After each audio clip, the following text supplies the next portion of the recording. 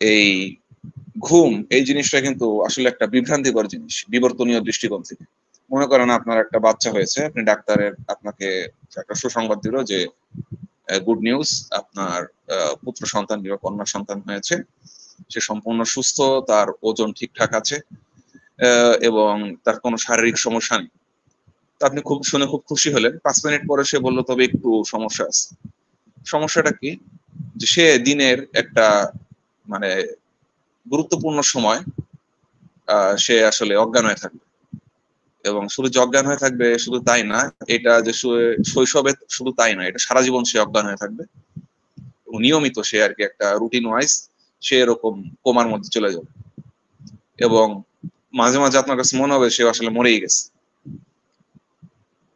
ঠিক আছে? তো ঘুমের মধ্যে সে যে এরকম অজ্ঞান হয়ে থাকবে শুধু তাই না, সে কখনো মরার মতো পড়ে থাকবে, এবং সে আবার এই অজ্ঞান অবস্থায় বিভিন্ন জিনিস সে হ্যালুসিনেশন করবে, বিভিন্ন জিনিস দেখবে, এবং এইভাবে তার জীবনের 1/3 সময় শুধুমাত্র অজ্ঞান অবস্থাতেই থাকবে।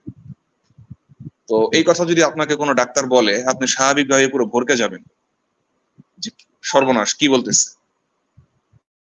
আমার বাচ্চা তাহলে সুস্থ হলো কিভাবে, বা একে সুস্থ বলা যায় কিনা। তো বিষয় হচ্ছে যে এই জিনিসটা আপনি যদি মনে করেন যে এখন চিন্তা করেন ভালোভাবে, আপনি বুঝতে পারবেন যে এটা আসলে আপনার খাদ্য সংগ্রহ এবং সামাজিকীকরণের জন্য একটা বাধা। এই সময়ে আপনি কি বলা যায়, একজন আচ্ছা, মেটিং রিয়াদ পার্টনার ভাই, খুঁজতে আপনার কাছে পারবেন। আমার একটা প্রশ্ন আছে, যদি আপনি আমাকে অনুমতি দেন তাহলে করতে পারি।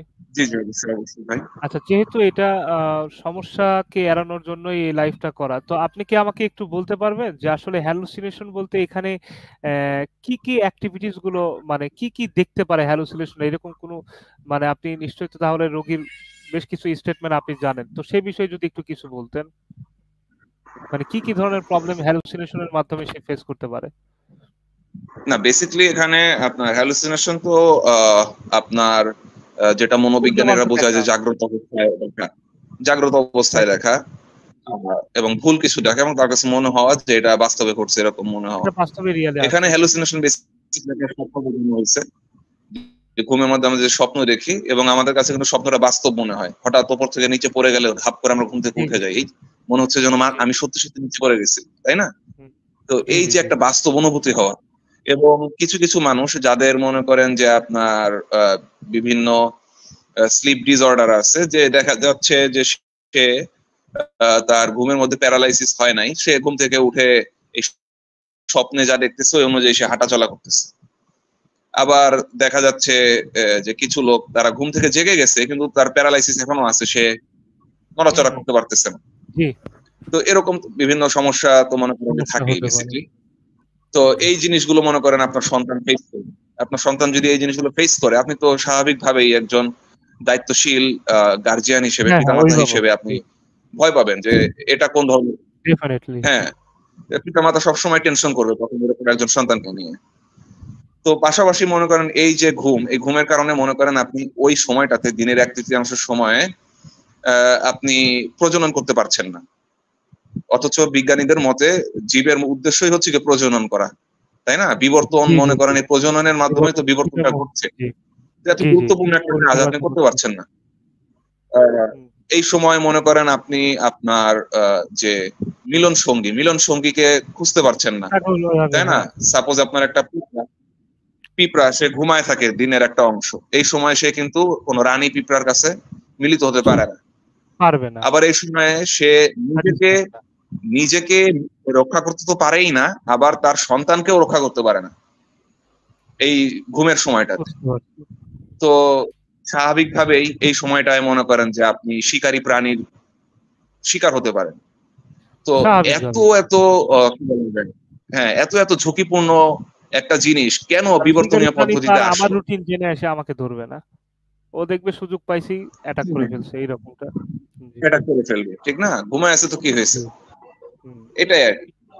তো বেসিকলি মনে করেন যে আপনার মানে আহ ঘুম জিনিসটা আসলে বিবর্তনের দৃষ্টিকোণ থেকে আসলে টিকে থাকার পথে বাধা, আপনি যেন বিলুপ্ত হয়ে যান এরকম একটা সিস্টেম বলা যায়। ঘুম হচ্ছে কি এমন একটা বৈশিষ্ট্য জীবের, যে বৈশিষ্ট্য জীব এখন পর্যন্ত দূর করতে পারে নাই এত বিলিয়ন বিলিয়ন বছর বিবর্তনের পরেও, যার মাধ্যমে সে টিকে তো থাকবেই না, বরং বিলুপ্ত হয়ে যেতে পারে এরকম সম্ভাবনা আছে। তো অন্তত পক্ষে আপনার ঘুম যদি এই এত বিলিয়ন বিলিয়ন বছরের বিবর্তনের কারণে বিলুপ্ত নাও হতো, অন্তত পক্ষে আমরা তো এতটুকু প্রত্যাশা করতে পারি যে বিবর্তন এমন কোন একটা জিনিস তৈরি করবে যেন আমরা দিন দিন মানুষের ঘুমের প্রয়োজনীয়তা কমে যায়, তাই না? জি, যেহেতু সায়েন্স হ্যাঁ হ্যাঁ, আস্তে আস্তে যেন আরো বিবর্তিত হয়, এমন ভাবে বিবর্তিত হয় যেন একটা সময় আর ঘুমের প্রয়োজন না হয়, মানুষ না ঘুমিয়ে সব সময় সে রিপ্রোডিউস করতে পারবে, তারপরে নিজের প্রোডাকশন করতে পারবে, সোশ্যালাইজ করতে পারবে, খাবার খুঁজতে পারবে, এই জিনিসগুলো করতে পারবে। আমরা অন্তত পক্ষে এটা প্রত্যাশা করি। বেয়ার্ড ভাই, যেমন আমি একটা এক্সাম্পল দিচ্ছি, আগেকার আমাদের যারা 90-এর দশকে বা আপনার 2000-এর আগে মনে হয় যারা ছিল, তারা কিন্তু একটা সময় কিন্তু গ্রামে গ্রামে কলেরা ছিল, ঠিক আছে? এটা কিন্তু এক সময় সার্ভাইভ করতে করতে করতে করতে কিন্তু এখন আমরা আর ওই কলেরাটা দেখা যায় না, ঠিক আছে? এবং গ্রামের ভিতরে কুসংস্কারও ছিল যে আপনার সাধারণত দেখা যাচ্ছে যে কেউ যদি ওই যে হয়তো আগুন টাগুন ঢোল তবলা বাজানোর জন্য আসতো, তাকে বলে যে এই যে কলেরা আসছে কলেরা আসছে। তো এটা একটা কুসংস্কার, যাই হোক। তো সেই সময় কলেরার সিমটম কিন্তু আপনার অনেক বেশি ছিল, যার কারণে মেডিকেল সায়েন্স কিন্তু এটাকে মানে সার্ভাইভ করতে কিন্তু মানে সক্ষম হয়েছে, যার কারণে এখন এসে দেখতেছি যে আমরা কলেরা এবং ওই সময়ের যে রোগগুলো সেগুলো কিন্তু এখন আর নাই। তো আপনার কথাটাই ঠিক যে আসলে যদি মানে সায়েন্স তো অ্যাডভান্টেজে বিলিভ করে, তাহলে একটা সময় যে দেখা যাবে যে আসলে মানে সার্ভাইভ করতে করতে আর আমাদের ঘুমের প্রয়োজনীয় নেই, মানে এতটা ডেভেলপ আমরা হয়ে যাব, মানে সায়েন্সের মেথোডোলজি অনুযায়ী আপনি বললেন। জি হ্যাঁ, বিবর্তনীয় দৃষ্টিভঙ্গি থেকে এমনটা হওয়া উচিত ছিল। জি জি। তো কিন্তু আমরা মনে করেন যে গত 2000 বছর 3000 বছরের ডেটা যদি দেখি, আমরা আসলে মানুষের ঘুমের কোনো পরিবর্তন দেখি না। তার আগে যে পরিমাণ ঘুমাইতো এখন ওইভাবেই ঘুমাচ্ছে। তো এটা নিয়েই আর কি একজন ঘুম বিষয়ক বিজ্ঞানী, ওনার নাম এলান রেসশেফেন, সম্ভবত রাশিয়ান নাম, খুব কঠিন আসলে উচ্চারণ করা এগুলো। উনি বলছেন যে if sleep does not serve an absolutely vital function, যে যদি খুবই গুরুত্বপূর্ণ কোনো একটা কাজ ঘুম সম্পাদন না করে, then it is the biggest mistake the evolutionary process has ever made. তাহলে বিবর্তনের আসলে এটা একটা ভুল যা হচ্ছে গিয়ে সে তৈরি করেছে, সৃষ্টি করেছে এই প্রক্রিয়াটা। তো এখন আপনি যদি বিবর্তনবাদীদের বিভিন্ন ব্যাখ্যা আছে, তারা বলবে যে না আসলে ঘুমাইলে এই উপকারিতা, ঠিক আছে, ডায়াবেটিস হয় না, ক্যান্সার হয় না, হাবিজাবি বিভিন্ন উপকারিতা বললো। কিন্তু এই ব্যাখ্যাগুলো তো আসলে আমার কাছে মানে খুব একটা কনভিন্সিং মনে হয় না। কারণ আপনি, হ্যাঁ হইতে পারে ঘুমের কিছু উপকারিতা আছে, কিন্তু এটার অন্য কোনো রাস্তা থাকতো যে না ঘুমালে আপনার ব্লাড সুগার বেড়ে যাচ্ছে, না ঘুমালে আপনার অ্যাংজাইটি বেড়ে যাচ্ছে। তো এই অ্যাংজাইটি, এই মনে করেন যে ডায়াবেটিস, এই ক্যান্সার, এই জিনিসগুলোকে মিনিমাইজ করার জন্য অন্য কোনো মেটাবলিক প্রসেস থাকতে পারতো, তাই না? তো অন্য কোনো মেটাবলিক প্রসেস ইভলিউশনারি প্রসেসে না এসে কেন ঘুমিয়ে আসতে হইলো? এটা তো ব্যাখ্যা হলো না। এমন একটা পদ্ধতি যার মাধ্যমে আমি ভালনারেবল হয়ে যাচ্ছি আর শিকারী প্রাণীর কাছে, ঠিক আছে, যার কারণে আমি প্রজনন করতে পারছি না, যার কারণে আমি খাবার খুঁজতে পারতেছি না, আমি টিকে থাকতে পারতেছি না। এরকম মেটাবলিক প্রসেস তো আমার প্রয়োজন নেই। আমার এমন মেটাবলিক প্রসেসের প্রয়োজন লম্বা সময় 12 ঘন্টা আমাকে ডিসঅর্ডারের মধ্যে ভুগতে হচ্ছে, 6-7 ঘন্টা 8 ঘন্টা আমাকে ঘুমাইতে হচ্ছে। এই সময়টা আমি কাজ করলে তো আরো সায়েন্সের সাথে আমি তাল মিলিয়ে চলতে পারবো। হ্যাঁ, আমার দেশের জিডিপি বাড়তো, আমার দেশের প্রোডাকশন বাড়তো, অর্থনৈতিকভাবে দেশ এগিয়ে যেত, সমাজ শক্তিশালী হতো, তাই না? এত উপকারিতা।